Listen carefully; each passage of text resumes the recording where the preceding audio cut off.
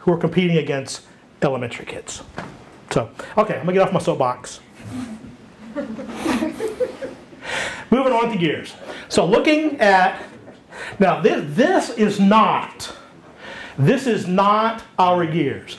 I just put this up here to make it simple, to make it easier to understand. It's a simple math calculations. So we have our driving gear is big. Our driven gear is small. So what we get, I chose this because it's just simple 5-to-1 ratio.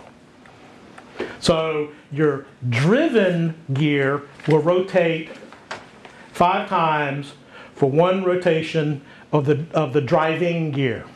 Now if we reverse it and make the driving gear small and your driven gear big, it flips the ratio.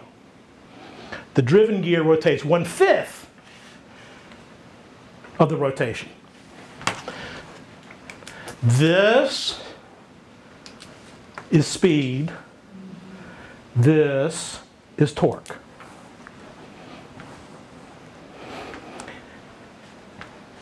To help kids understand torque, you need to talk about a car driving in the snow or the mud or up a steep hill. How do you get up? You need torque.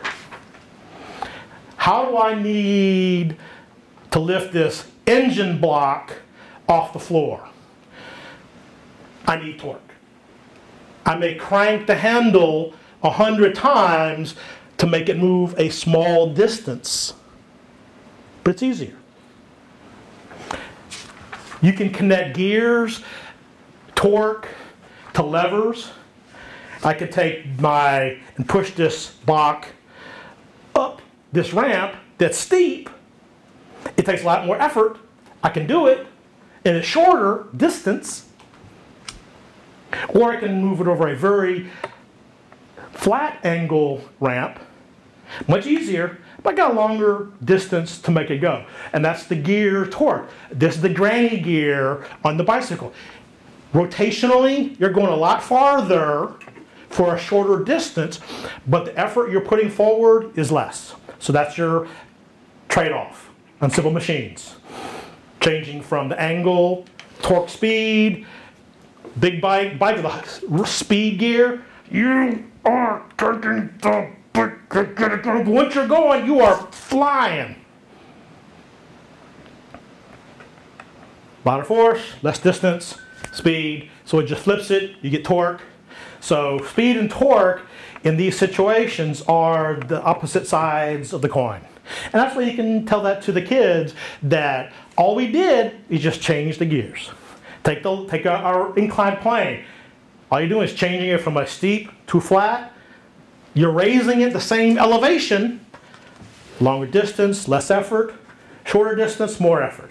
You're cranking the gear, more effort, but more speed. Less effort, more torque.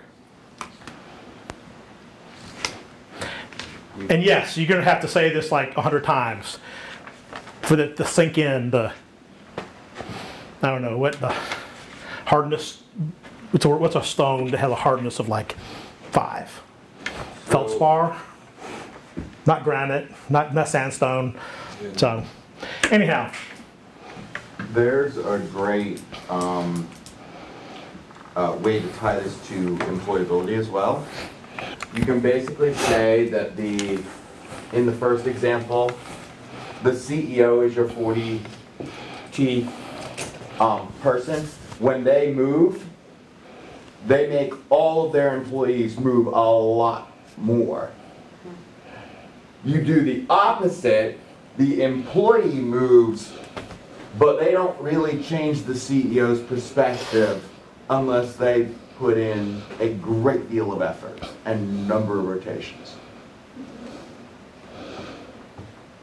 Yeah, and really, whether you're talking about gears, whether you're talking about inclined planes, whether you're talking about levers, it's all about distance and effort. No matter what, that is the basic simple machines. Distance and effort. More effort, shorter distance, less effort, more distance. Whether I'm using a pulley, whether I'm using inclined plane, whether I'm using, look at a lever.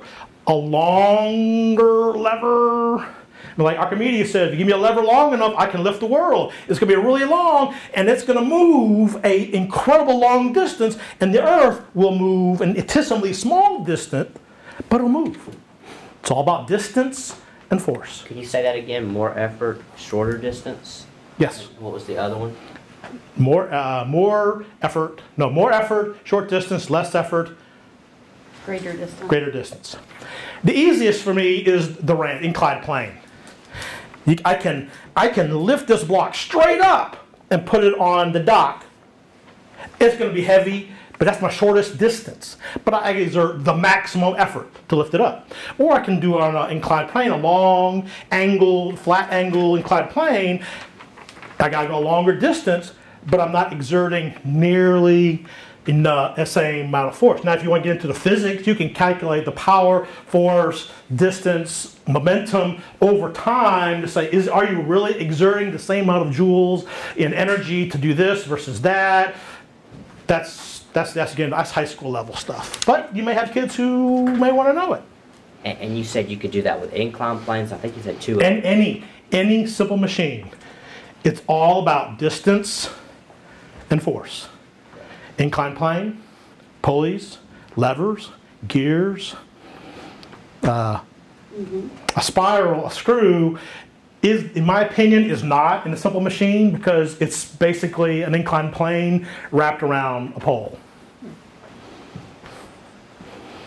Because the effort and distance you use in a screw is going to be the same in an inclined plane angles. Because it's just the same thing. And we just had an earlier discussion. We feel like some kids or none of the kids are learning about this right now. Now, when speaking of simple machines, I'm making this connection of distance and force. One of the hardest things for kids to get on simple machines is wheel and axle. The axle is like your screwdriver. You ever notice the screwdrivers that you use to turn the biggest bolts and stuff has a nice fat handle? And some have a really tiny handle, which is, it's like you got to turn that little itty bitty screw.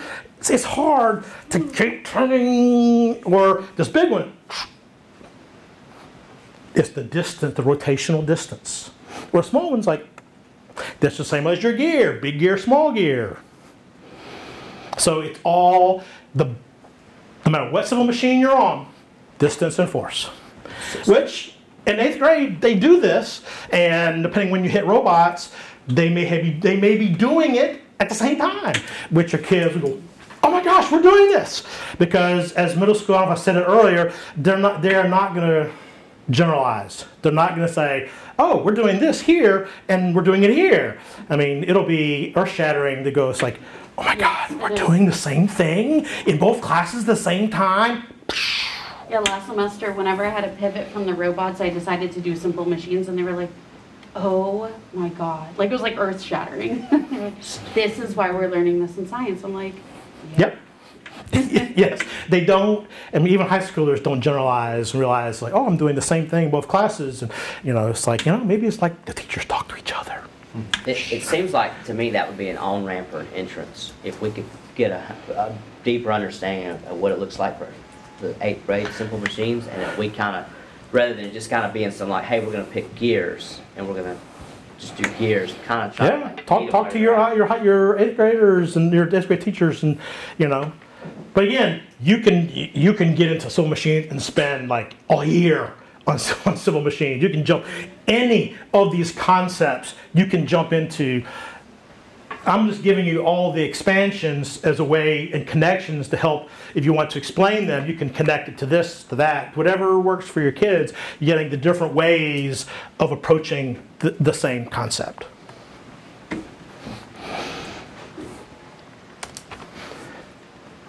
Yes, we said this.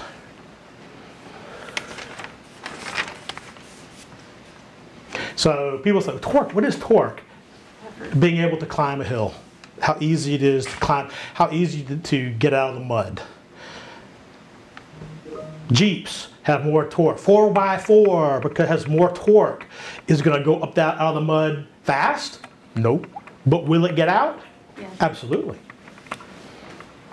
Yeah, that was a good example of, because everyone can visualize a car trying to get out of mud, like the wheels, right? And then it's just, yeah. Right, and you can even go even further into 4x4 drive Yeah. that unless you have positive traction, if you do that, only one wheel is going to spin.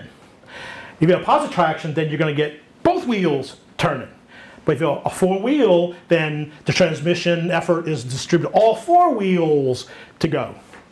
So that's a whole yet another rabbit hole to go down.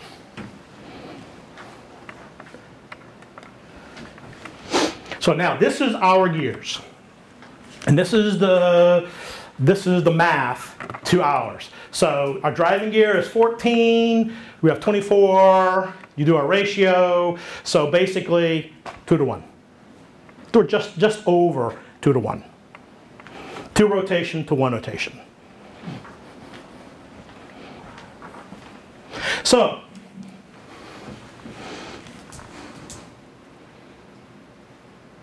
is that more speed or is that more torque? Wait. Is that more speed or is that more torque? I mean, it's more It's torque. torque. Your driving gear is smaller than your driven gear. Yeah. That's just an easy way to look at it. Go, it's more torque. Just without even counting the teeth, I can look at the size, say, okay, they're the size. But counting the teeth, okay. Now if I flipped it over and put my driving gear big and my driven gears were smaller, then they'll have more speed.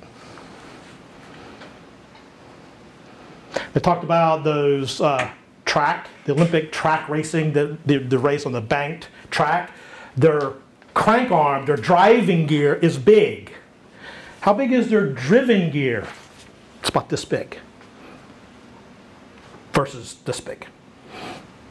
Yes, and they hit speeds, you know, almost 40, 45 miles an hour on a track. But how do they start off? Slowly. If you ever watch the match sprints or track racing, they get going really fast. But they start off really slow because it's that big driving gear and they got to crank it up to speed.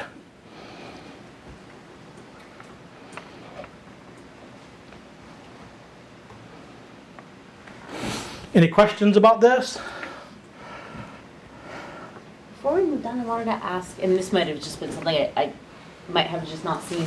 Is there a key to the gear worksheet? There is, I can send it to you.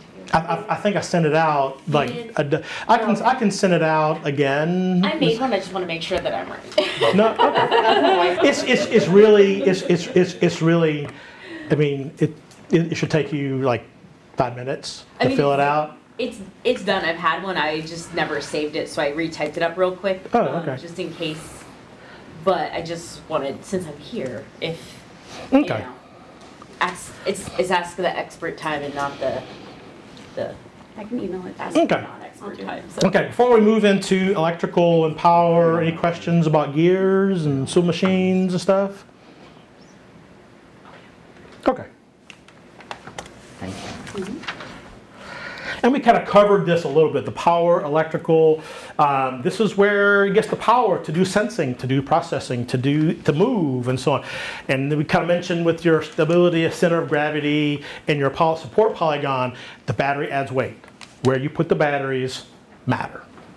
Because it moves your center of gravity sometimes significantly. For our robot, the battery pack isn't too huge. I mean, 6 batteries, so it's not insignificant, but the base of the robot and the weight of the robot and stuff is not too much. And there's really nothing reaching or shifting of our COD or COG and COB, so it doesn't really matter. But with FLL, FTC, FRC, or VAX, it could be quite significant. I've seen in competitions, the robot arm goes zzz, boom. Because the arm was so heavy, Right. it tipped the robot, and now your drive system is in the back, So now the driver wheels are in the air, and yeah. But that's the experience. It's like, you know. I noticed with the cell phone holders, I had a student who made, and the kids love it, like this cell phone holder, it's a cat, and the phone goes in the back, and then the mouth is like a built-in speaker. And it's really creative. However, all of the center of gravity is toward the back. So the second you put the phone on, and the purpose of it was to have that built-in speaker so the sound could travel out of the cat's mouth. But once you put the phone this way, boom, it falls backwards. So I show that, I like printed it and I like show the kids with it. And they're like, oh, that matters. Yep, because I'm like, now yes. the balance, so now your center of gravity is your holder, your center of gravity is still inside your support polygon. But now you add the phone, now it's out, now it's outside the polygon. And that's true for, you know, I always have had the kids, you know, test their own. It's like, well, I can lean over and I won't fall over, kind of thing. They can bend over, so yeah, I won't fall down. So I give them like a 25-pound weight plate, like a weight. It's like, okay, hold this and do the same thing. Oh yeah, they tip over right away. And that's the kind of thing where you have the kids like put your heels against the wall and bend over, and boys fall over and girls don't, and then you can get into physiology and center of gravity and, you know, just different human body. But Actually, I feel like I fell over. I tried it. Maybe I'm a boy. okay, this is getting to the power electronics and stuff. This, you should have this sheet in your packet. There should be. If they're not, I'll send it to you. I have one that has all the connections. I have one that's just data, and one that's just power.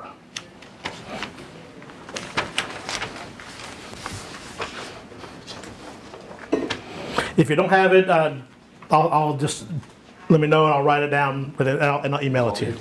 I think you're hoarding notes. I don't have. I'm hoarding them.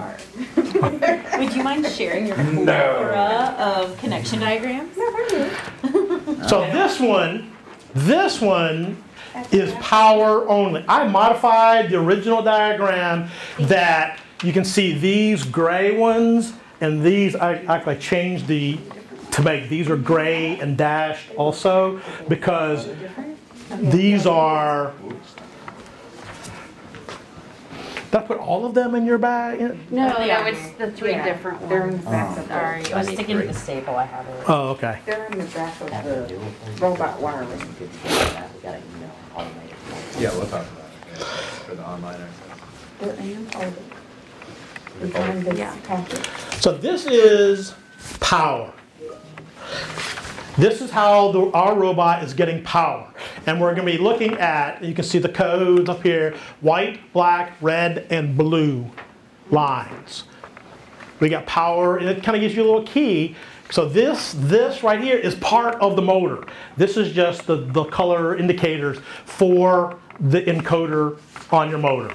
So you know what's coming and going to the motor. And really, it's just following the lines. Here's your power. This is your battery pack right here. And you can also talk to them about electrical engineering and circuit, how to draw a circuit and stuff, that this is a symbol for a switch. It looks like a gate because that's what it really is. Open and close. Right now, the switch is off because this line is up. If I push the line down, then I have a closed circuit and the electricity can flow. So that's how you tell on and off. And you got a little squiggle line there. That's where your fuse, and these black dots, those are your splice points where the two wires are put together. And you can even have the same robot and go, say, follow the line.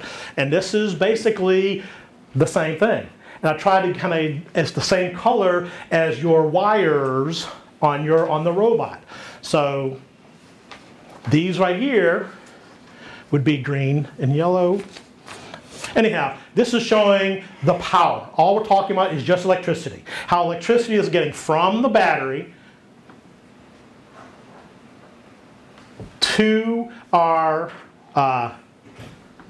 breakout board, screw shield, microbit, and microbit. And it's like, okay, why does the Arduino not have any power connections?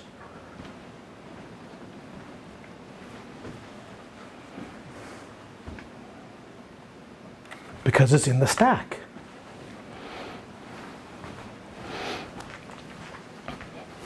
This sits right on top of this. There's pins underneath it that go right in here.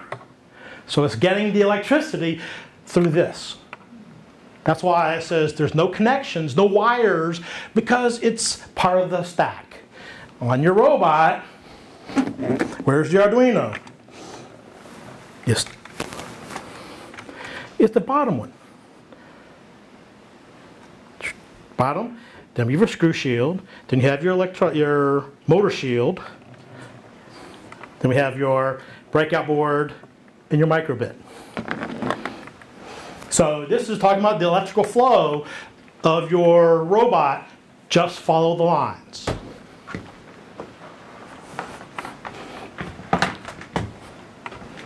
And this is just power. And we talk about the control inputs. It's all inputs and outputs. Let me see if I'm in the right order. Go back to that.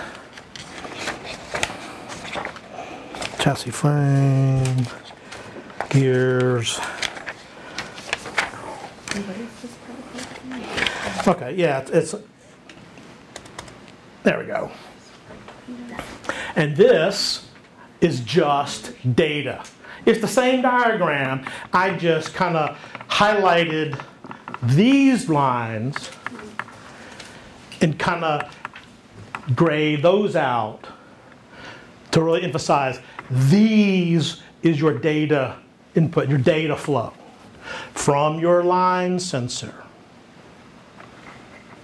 and how it's sending it back through the microbit to the different things it needs to go. So that's your data flow. So in your pack there, you have one sheet has all connections, power and data all lit up, all drawn with color. You have the power diagram, which has these as gray dotted lines or grayed out. You have this one, which has the power connections grayed out. So you can see this is the connections. Now, getting deep into electronics, you can do that on your own and stuff, but just following what's connected to what is really all they need to know, that they are connected. And we have arrows that's kind of showing you the direction of data flow. What's to the left of the screw shield? What is that? The black one right there, yes? This is the motor shield. Motor shield. Or it's a motor driver. And then the one that's white? This is the microbit breakout. Microbit breakout board. This allows the microbit to do much more things. This kind of makes your connection to your motors and stuff. And this allows other connections to be brought in. They have your sensor and microbit goes through the screw shield to the motor.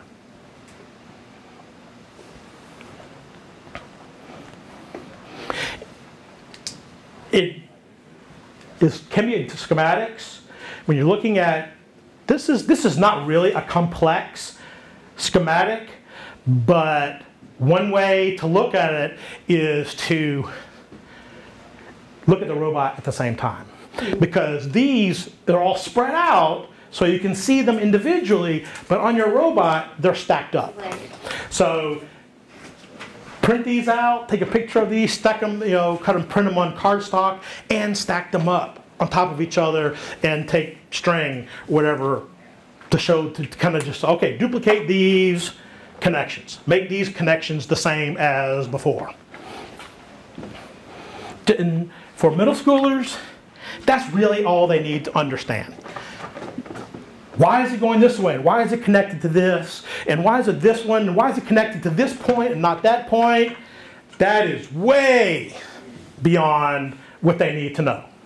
For middle schoolers, this is the connections that need to have, and this is what they do, and this is where the connections are made on our electronic stack. Period. Full stop. If they want to go learn that more, go for it. But for what they need to know as far as understanding that green and yellow wires is data. Any other color is going to be power. Red, black, blue, white.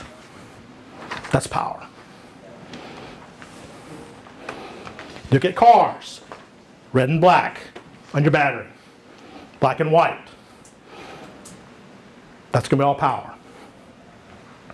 Now, the jumper cables that you have come of a multitude of colors and stuff.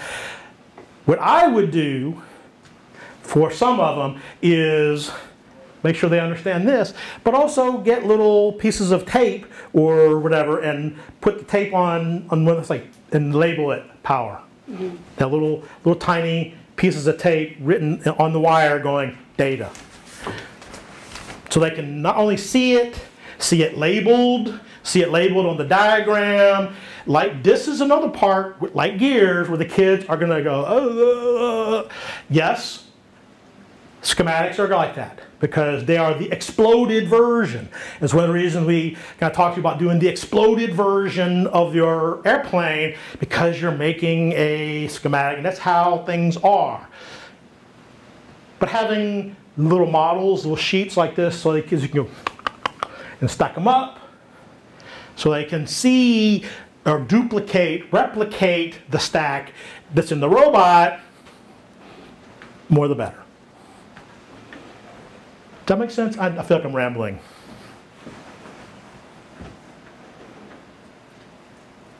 It makes sense. Make sense? It makes sense. Okay, cool. I mean, there's a lot. And you can go deep on this, on either one of these. Do you need to? No. And even on the worksheets and the questions and on the website and stuff, it's not really, it's just asking what's connected to what does this symbol look like, what is this symbol, what does it mean, what's connected, what does the blue wire connected to? Oh, it's connected to the encoder, and and that's really that. And what color is power? Black, white, blue. Black, white, blue, red. What cables are data? Yellow and green. That's it. And you were referencing some tape, using tape? Yeah, I get a little piece of tape, a little tag on it. An itty bitty little tag. It says P or D for power or data. Just so, but you can also say green and yellow. If it ain't green and yellow, it's power. If it ain't red, white, black, or blue, it's data. Or you could even just label the data wires and say, if it's not labeled, it's power. And you can refer those colors, except for blue, black, white, and red. We look at cars and all kinds of different things. What color are all those power cables, power wires? Black, white, and red. Positive and negative. Okay, cool. Okay, it's 11 after 11:15. I think we're a little...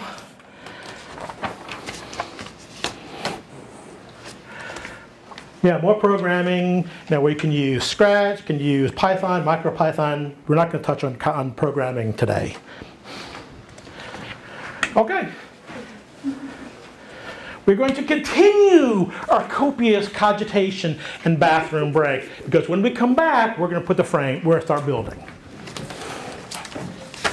We're going to start with the frame and the motors to start with, and we'll do wiring after lunch. FYI, lunch is on schedule for 12:15. 12:15, okay? Cool, cool. So any questions we can talk about, what I have up here already. What you're going to need for the first part is your frames, your gears, axles, stuff like that. A motor, I'll get you the motors, they're in your boxes. You needed the M3 screws that were given to y'all earlier. The M3 screws are what mounts the to the frame. Okay? And brake.